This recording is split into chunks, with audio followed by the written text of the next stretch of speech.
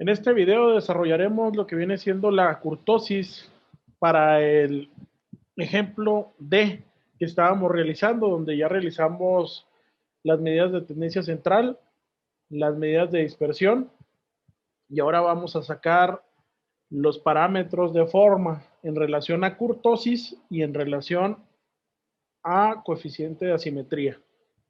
Para ello, atendiendo lo que viene siendo las fórmulas para la obtención de kurtosis, que en este caso nos muestran esta K es igual a la sumatoria de XY menos X testada, todo esto a la cuarta multiplicado por FI y dividido entre N por S a la cuarta menos 3. Esta fórmula que vemos aquí a la derecha inferior, está calculada con lo que viene siendo los percentiles. Entonces les voy a pedir que calculen los percentiles que vienen aquí en la fórmula y hagan la división menos 0.5 para que calculen la kurtosis de esa manera. Por lo pronto lo vamos a calcular con esta de acá arriba. ¿Y qué es lo que tenemos que hacer? Nosotros ya habíamos realizado la columna G, la columna H. Teníamos también calculada o podíamos haber calculado la FI, en este caso, acumulando.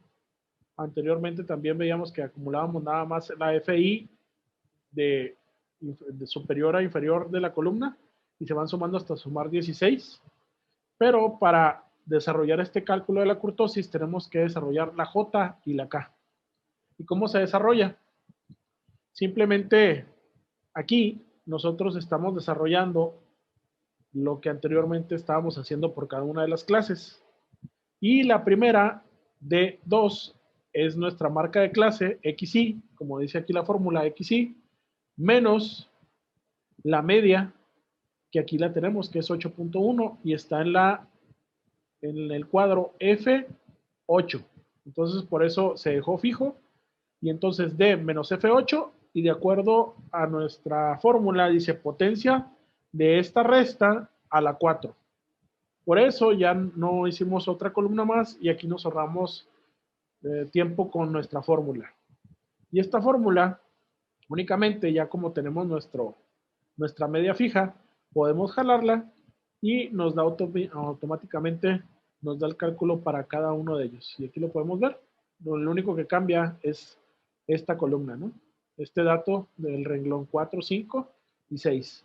Entonces aquí ya tendríamos la primera parte de nuestra fórmula, esta resta. Y ahora, posteriormente, lo tendremos que multiplicar por phi. Para hacer eso únicamente agarramos lo que viene siendo esta columna, que es la columna J, multiplicada por E2. Y E2 es nuestra frecuencia. Y nuevamente, una vez que tengamos esa fórmula ya realizada, la copiamos hacia abajo y nos da la suma, digo, la multiplicación de cada una de las clases. Y esta última únicamente suma lo que viene siendo es la sumatoria total de las diferencias a la cuarta por la frecuencia relativa, por la frecuencia absoluta. Y aquí ya tenemos el valor que vamos a utilizar para lo que viene siendo el cálculo. Lo voy a poner aquí en verde también. Voy a rellenar de verde. Porque este lo vamos a tomar también para el cálculo de lo que viene siendo la kurtosis, porque ya tenemos la parte de arriba. Esta sería nuestra parte de arriba. Lo único que necesitaríamos hacer es obtener el n multiplicado por s a la 4. Entonces, aquí lo estamos haciendo. Seleccionamos nuestra n, que en este caso es I10, o hubiera podido haber sido también E7. Más aquí lo voy a hacer con E7. Lo voy a cambiar por E7. E7. Y aquí nos dice que potencia de H14. H14, si se fijan, es nuestra desviación estándar, que en este caso sería S, o si fuera poblacional, pudiera ser sigma, ¿sí? Y en este caso, nosotros ya tendríamos que es a la cuarta. Entonces ya nada más le damos Enter, y este es nuestro dato que nos interesa para el cálculo de nuestra kurtosis. Una vez teniendo ese dato, Aquí lo que estamos haciendo únicamente es dividir la parte de arriba de la fórmula que obtuvimos al momento de sumar las multiplicaciones de la diferencia de esta resta a la cuarta por FI dividida entre NS a la cuarta y menos 3, ¿sí? Porque aquí es el menos 3 de la fórmula. Entonces, nosotros tendríamos una kurtosis de 0.22. Entonces, aquí con esto ya terminaríamos de calcular nuestra kurtosis. Entonces, ya tendríamos nuestra kurtosis y pasaríamos posteriormente al cálculo de nuestro coeficiente de asimetría. ¿Sí? Este es el siguiente video, el siguiente cálculo, perdón. Para calcular el coeficiente de asimetría, también pueden ser por dos métodos. El primer método nos dice que el coeficiente de asimetría se puede calcular, de hecho son tres métodos. El primer método es el de Pearson, pero nos da la opción de calcularlo ya sea con nuestra moda o ya sea con nuestra mediana.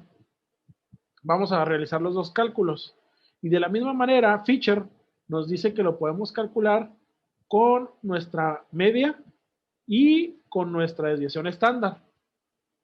Entonces, para el primer caso, donde Pearson nos dice que lo calculemos con nuestra moda, nos vamos aquí a esta fórmula y nos dice que F8 menos F10 entre H14.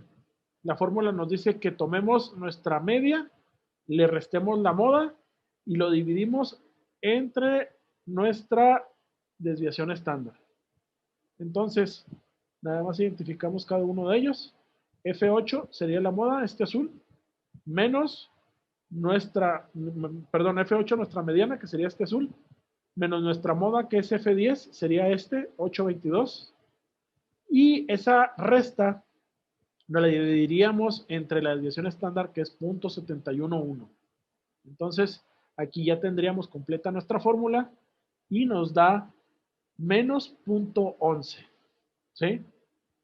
De la otra manera, para el cálculo del coeficiente de asimetría de Pearson en base a la mediana, tomaríamos que es 3 por la diferencia de la media menos la mediana, la diferencia de la media menos la mediana, multiplicado por 3 y dividido entre nuestra desviación estándar. Nuevamente, H14, que es la que va a dividir la multiplicación de 3 por la resta de media X estada menos mediana. Entonces, aquí nos está dando negativo. Estas coeficientes de asimetría no van a darle el mismo cálculo. Son diferentes caminos, pero siempre que da negativa, la otra da negativa. Y la interpretación para lo que viene siendo el coeficiente de asimetría, si el coeficiente de asimetría es igual a 0, sería simétrica. Es decir, la campana de Gauss sería muy, muy similar de un lado que del otro. Tendría una buena distribución, ¿sí? Tendría una cresta definida. Si nosotros tendríamos que el coeficiente de asimetría es menor a 0, le faltarían datos a la izquierda, ¿sí? O sea, estaría cargada hacia la derecha. La campana estaría jalada hacia la derecha. Y si fuera el coeficiente de asimetría mayor a 0, estaría jalada a la izquierda, pero me faltarían datos a la derecha, ¿sí? Lo voy a dibujar aquí de todas maneras para que ustedes lo vean. Vamos a ponerlo con color rojo. Y nuevamente, si fuera 0, en el caso de 0, ¿sí? Que el coeficiente de asimetría fuera menor a 0, nuestra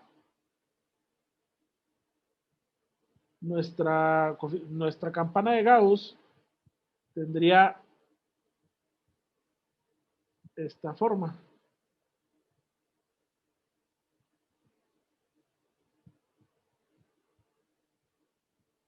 Tendría esta forma, ¿sí?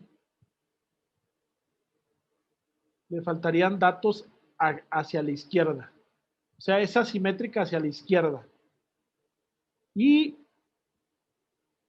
para la otra condición sería asimétrica hacia la derecha. Si esto fuera mayor a 0.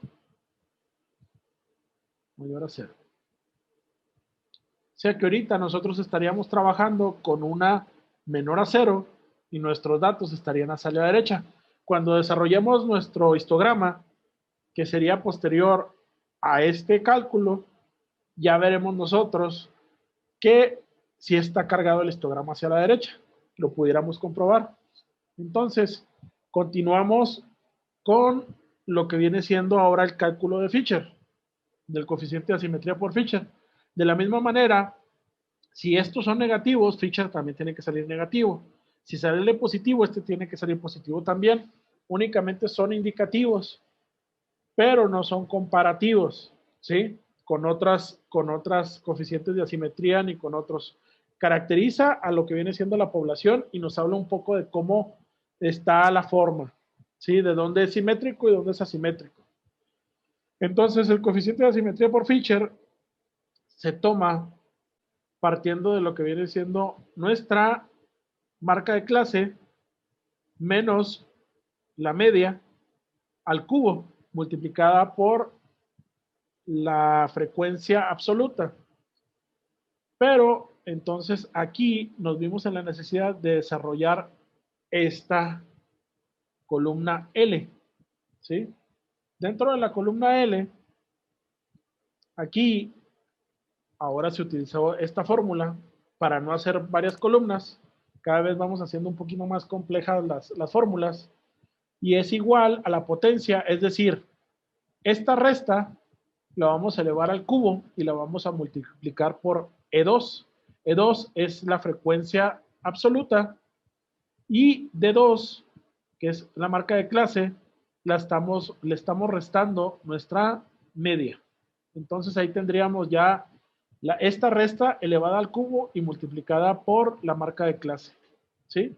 Le damos Enter y esta nuevamente se vuelve a copiar agarrando este cuadro y jalándolo hacia abajo hasta aquí, hasta la quinta clase. Ya posteriormente se desarrolla la suma de lo que viene siendo toda la columna. Una vez teniendo este dato, que ya es el total de la parte de arriba del proceso de cálculo de asimetría de Fisher, tendremos que tomar este dato y dividirlo entre n por s al cubo. Y para el cálculo de esto, nuevamente, yo pudiera haber agarrado este 16 que está aquí, pero voy a agarrar este otro, para que vean que es parte de la fórmula. Lo multiplicamos por el cubo de H14. Y H14, ¿dónde lo podemos localizar? Este es H14. Y aquí mismo lo estamos poniendo que lo eleve a cubo y que lo multiplique por la n, que sería lo que nos está pidiendo la fórmula. Entonces, con ello, comprobamos que aquí tenemos tanto la parte de arriba ya resuelta, entre la otra parte de abajo ya resuelta también, y nos da nuestro coeficiente de asimetría. Con esto terminaríamos de caracterizar la forma de nuestro histograma y pudiéramos comprobarlo desarrollando el histograma. Gracias.